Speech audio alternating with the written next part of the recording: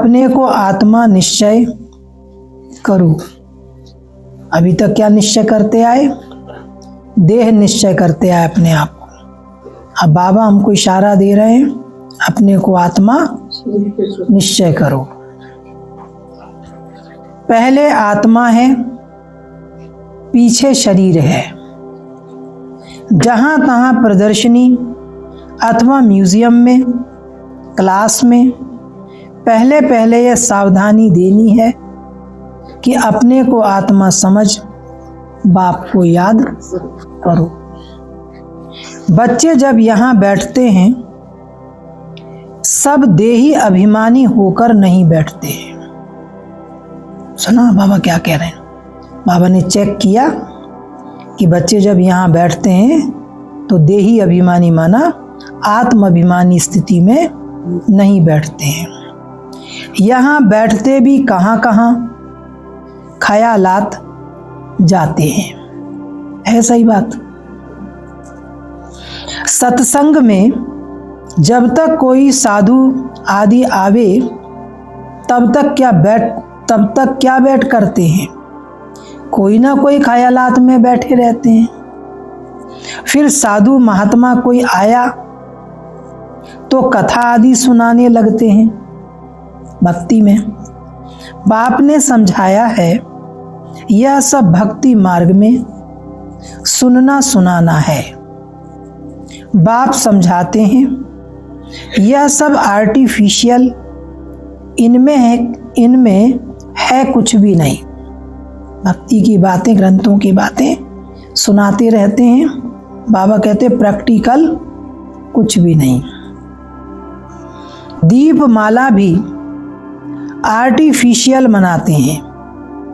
बाप ने समझाया है ज्ञान का तीसरा नेत्र खुलना चाहिए तो घर घर में सोझरा हो, उजाला हो।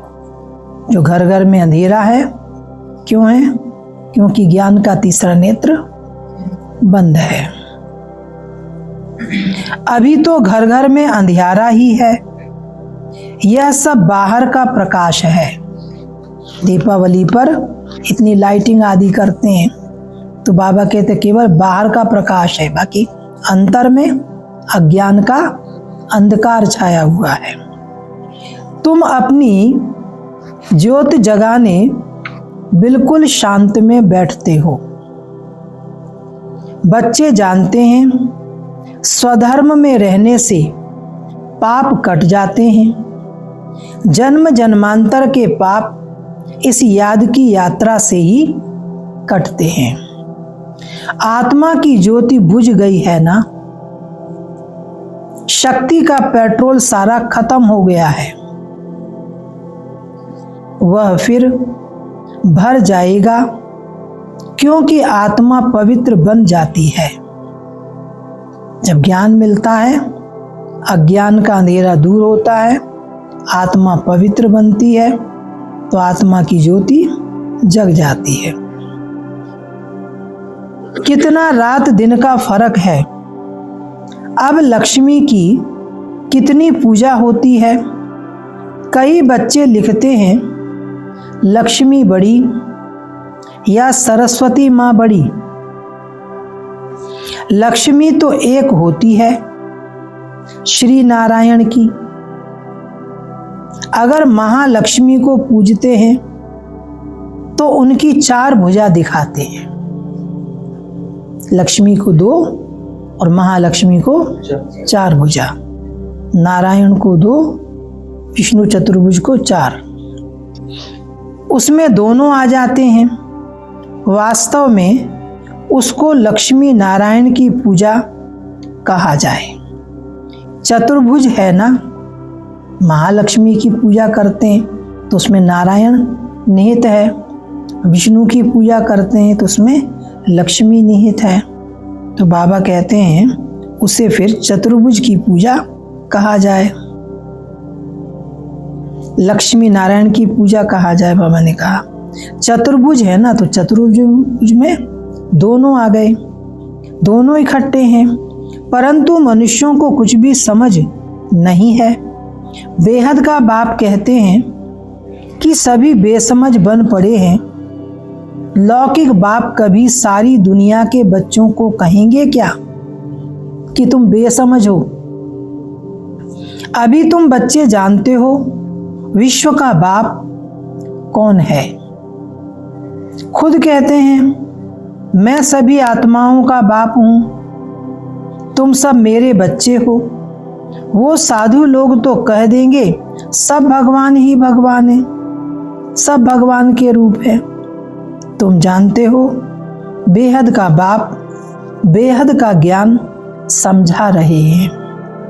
हम आत्माओं मनुष्यों को तो देहाभिमान रहता है, मैं फलाना हूँ, इतनी बड़ी पोस्ट पर कार्य करने वाला हूँ, इतना धनमाल मेरे पास है। शरीर पर जो नाम पड़ा है उस पर चलते आए हैं। अब शिव बाबा तो है निराकार सुप्रीम सोल, उस आत्मा पर नाम है शिव। आत्मा पर नाम एक ही शिव बाबा का है, बस वह है परम आत्मा परमात्मा, उनका नाम है शिव। बाकी जो भी आत्माएं ढेर की ढेर हैं, उन सबके शरीरों के नाम पड़े हुए हैं। शिव बाबा यहाँ रहता नहीं है, वह तो परम धाम से आते हैं। शिव अवतरण भी है। अभी बाप ने तुमको समझाया है सभी आत्माएं यहाँ आती हैं पार्ट बजाने। बाप का भी पार्ट है संगम समय पर।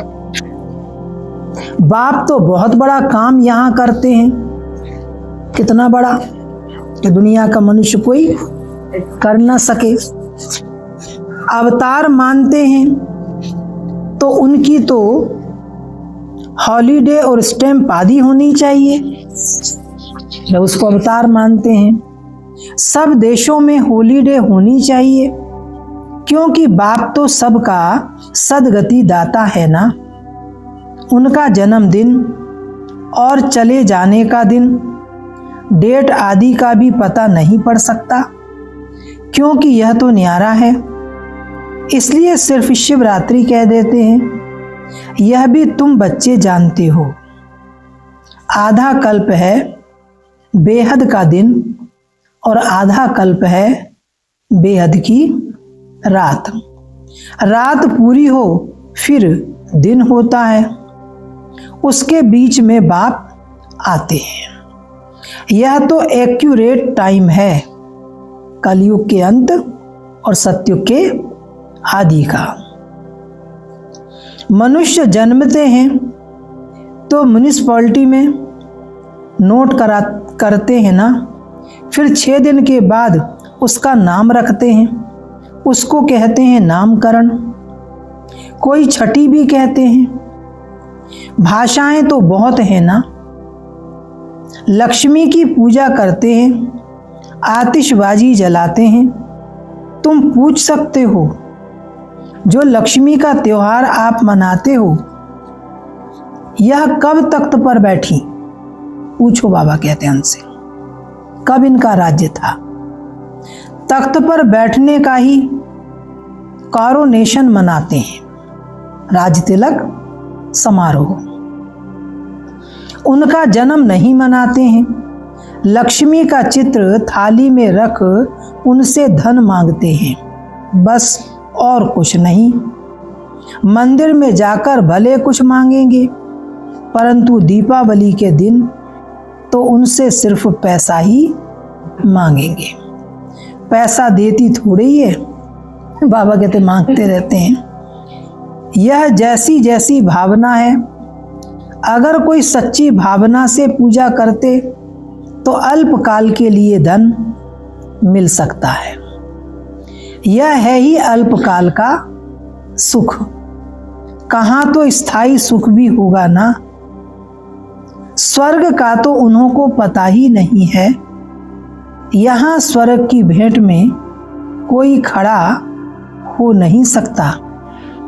तुम जानते हो आधा कल्प है ज्ञान और आधा कल्प है भक्ति।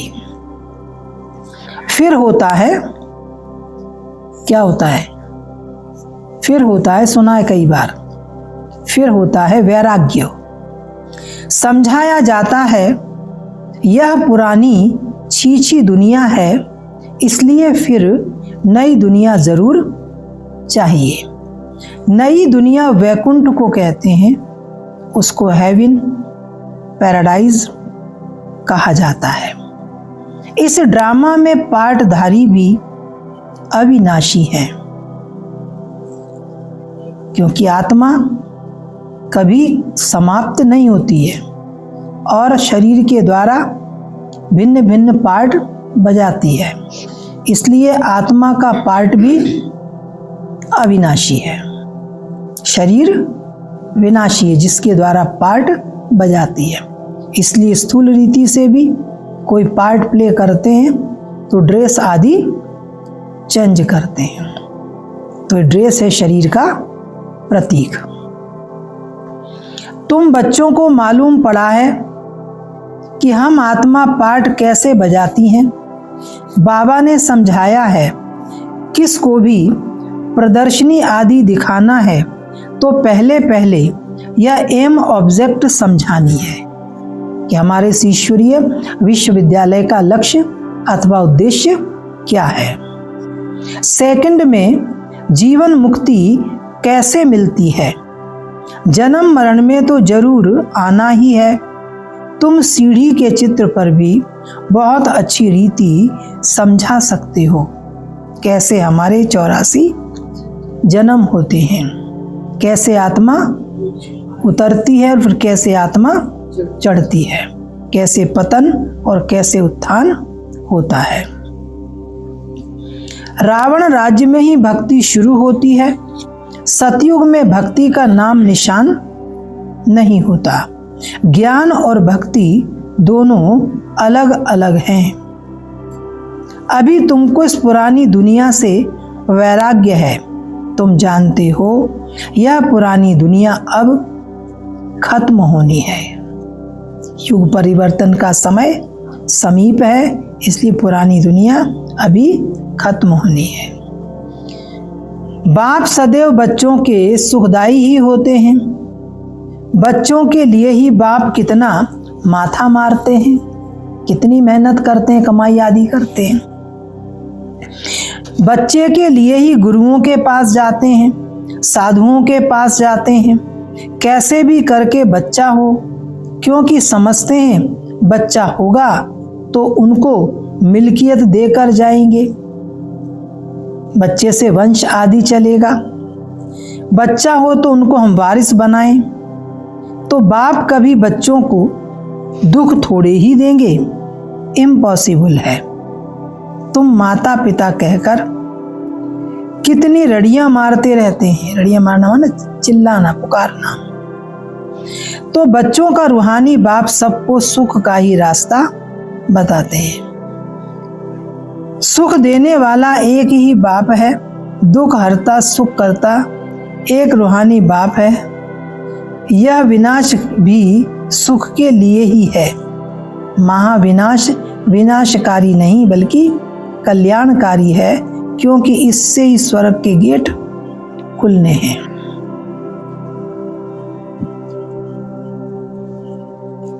नहीं तो मुक्ति, जीवन मुक्ति कैसे पाएं? परंतु यह भी कोई समझेंगे थोड़ी। यहाँ तो हैं गरीब अबलाएं जो अपने को आत्मा निश्चय कर सकती हैं। बाकी बड़े लोगों को देह का अभिमान इतना कड़ा पक्का हो गया है, जो बात मत पूछो। बाबा बार बार समझाते हैं, तुम राज ऋषि हो। कौन हो? साधारण आत्माएं नहीं हो, तुम राज ऋषि हो। गृहस्थ रूपी राजपाठ में रह तपस्या करने वाले। ऋषि हमेशा तपस्या करते हैं। वह तो ब्रह्म को, तत्व को याद करते हैं, या कोई काली आदि को भी याद करते होंगे। बहुत सन्यासी भी हैं जो काली की पूजा करते हैं। माँ काली का पुकारते हैं। बाप कहते हैं इस समय सब विकारी हैं, 5 विकारों के वशीभूत हैं। काम चिता पर बैठ सब काले हुए हैं। माँ बाप बच्चे सब काले हैं। विकारों के डसने से सब क्या हो गए? काले। यह बेहद की बात है। सतयुग में काले होते नहीं, सब हैं गोरे। वहां सब कैसे होंगे? गोरे होंगे, काले नहीं होंगे कोई भी। फिर कभी सांवरे बनते हैं। यह तुम बच्चों को बाप ने समझाया है। थोड़ा थोड़ा पतित होते होते अंत में बिल्कुल ही काले हो जाते हैं। माना सतयुग से उतरना शुरू करते हैं, धीरे धीरे उतरते हैं और कलाकाया चट होती जाती है। बाप कहते हैं रावण ने काम चिता पर चढ़ाए बिल्कुल काला बना दिया है। अब फिर तुमको ज्ञान चिता पर चढ़ाता हूं। आत्मा को ही पवित्र बनाना होता है। अब पतित पावन बाप आकर पावन बनने की युक्ति बताते हैं। पानी क्या युक्ति बताएगा? तो नदियों को पतित पावनी कह दिया, तो बाबा कह रहे पानी क्या युक्ति बताएगा? परंतु तुम किसको समझाओ तो कोटों में कोई ही समझकर ऊंचा पद पाते हैं। अभी तुम बाप से अपना वर्षा लेने आए हो। कितने जन्मों का वर्षा? 21 जन्मों के लिए। तुम आगे चलकर बहुत साक्षात्कार करेंगी। जैसे जैसे समय विश्व परिवर्तन का समीप आता जाएगा उतना ही तुम साक्षात्कार भी करते रहेंगे। तुमको अपनी पढ़ाई का सब पता पड़ेगा। हमने पढ़ाई की तो कितना हम इसमें सफल हुए। जो अभी गफलत करते हैं फिर वह बहुत रोएंगे कि हमने अपना समय बहुत व्यर्थ किया। सजाएं भी तो बहुत होती हैं ना, फिर पद भी भ्रष्ट हो जाता है। मुंह ऊंचा कर नहीं सकेंगे। छोटा मोटा पद मिले है ना, किसी प्रकार से अवगुण दुर्गुण हो तो बाबा कह रहे हैं कि सतयुग के महाराजा महारानी तो नहीं बन सकेंगे। फिर प्रजा में भी लास्ट में आएंगे और बनेंगे क्या? आपे ही पूज्य आपे ही पुजारी कहते हैं ना। तो संगम युग पर बाबा हमें पुनः पुजारी से पूज्य बनाते हैं। और जो आत्माएं पुजारी बन गई हैं फिर वो आत्माएं संगम समय पर आकर पुजारी से पूज्य बनती हैं।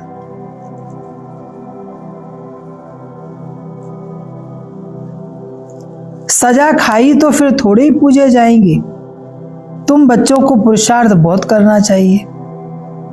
अपनी आत्मा की ज्योति जगानी है। हमारी आत्मा की जो डिम पड़ गई है बाबा कहते हैं उसको प्रज्वलित करो।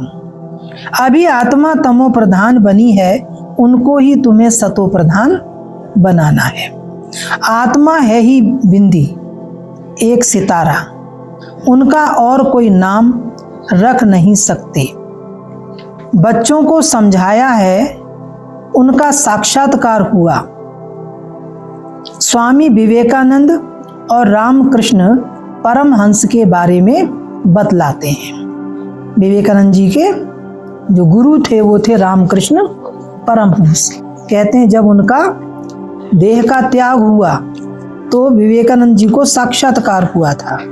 उन्होंने उनके द्वारा सिर से आत्मा को, एक प्रकाश को निकलते हुए देखा।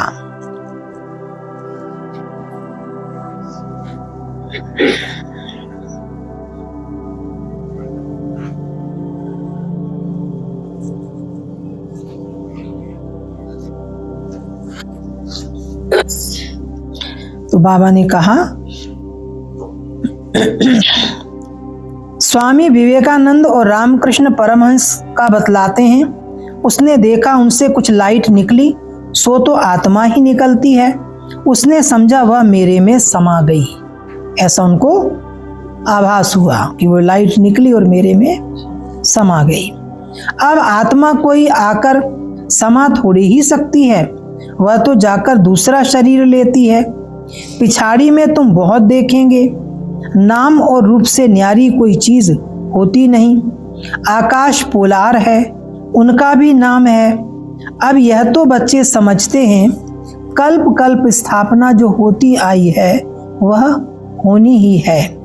हम ब्राह्मण नंबरवार पुरुषार्थ करते रहते हैं। जो जो सेकंड गुजरता है उसको ड्रामा ही कहा जाता है। सारी दुनिया का चक्र फिरता रहता है। यह 5000 वर्ष का चक्र जू मिसल फिरता रहता है, टिक टिक टिक होती रहती है। अभी तुम मीठे मीठे बच्चों को सिर्फ बाप को ही याद करना है और कहाँ बुद्धि अपनी भटकानी नहीं है। चलते फिरते काम करते बाप को याद करने में ही कल्याण है। फिर माया चमाट लगा देगी, कहीं बुद्धि भटका देती है माया। तुम हो ब्राह्मण, भ्रमरी मिसल कीड़े को आप समान ब्राह्मण बनाना है। वह भ्रमरी का तो एक दृष्टांत है कि वो किसी कीड़े को पकड़ लाती है और फिर भूं भूं करके उसको अपने जैसा भ्रमरी बना देती है। तो बाबा कहते हैं एक उदाहरण है। तुम हो सच्चे सच्चे ब्राह्मण, ब्राह्मणों को ही फिर देवता बनना है। इसलिए तुम्हारा यह पुरुषोत्तम बनने के लिए संगम युग है। यहाँ तुम आते ही हो पुरुषोत्तम बनने के लिए। पहले ब्राह्मण जरूर बनना पड़े, ब्राह्मणों की चोटी है ना। तुम ब्राह्मणों को समझा सकते हो, बोलो। तुम ब्राह्मणों का तो कुल है, ब्राह्मणों की राजधानी नहीं है। तुम्हारा यह कुल किसने स्थापन किया? पूछो। बाबा कहते हैं तुम्हारा बड़ा कौन है? फिर तुम जब समझाएंगे तो बहुत खुश होंगे। ब्राह्मणों को मान देते हैं क्योंकि वह शास्त्र आदि सुनाते हैं। पहले राखी बांधने लिए भी ब्राह्मण जाते थे घरों में। आजकल तो बच्चियां जाती हैं। तुमको तो राखी उनको बांधनी है जो पवित्रता की प्रतिज्ञा करें कि हम पवित्रता का व्रत धारण करेंगे। प्रतिज्ञा जरूर करनी पड़े। भारत को फिर से पावन बनाने लिए हम यह प्रतिज्ञा करते हैं। बाबा कहते तुमने प्रतिज्ञा की है कि हम संपूर्ण पवित्रता धारण करेंगे। तुम्हारी यह प्रतिज्ञा है।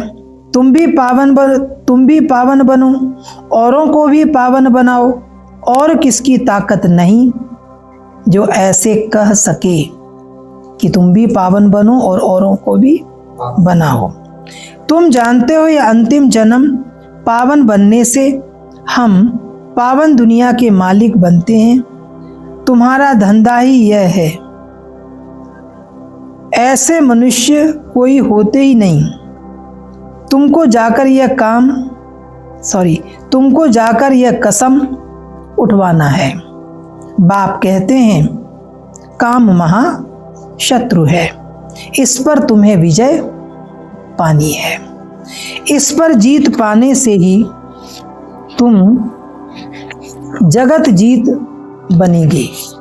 इन लक्ष्मी नारायण ने जरूर आगे जन्म में पुरुषार्थ किया है, तब तो ऐसा बने हैं ना। अभी तुम बता सकते हो किस कर्म से इनको यह पद मिला है। इसमें मूंझने की तो कोई बात ही नहीं, कंफ्यूज होने की या उलझने की कोई बात नहीं। तुमको कोई इस दीपमाला आदि की खुशी नहीं है। तुमको तो खुशी है हम बाबा के बच्चे बने हैं, उनसे वर्षा पाते हैं।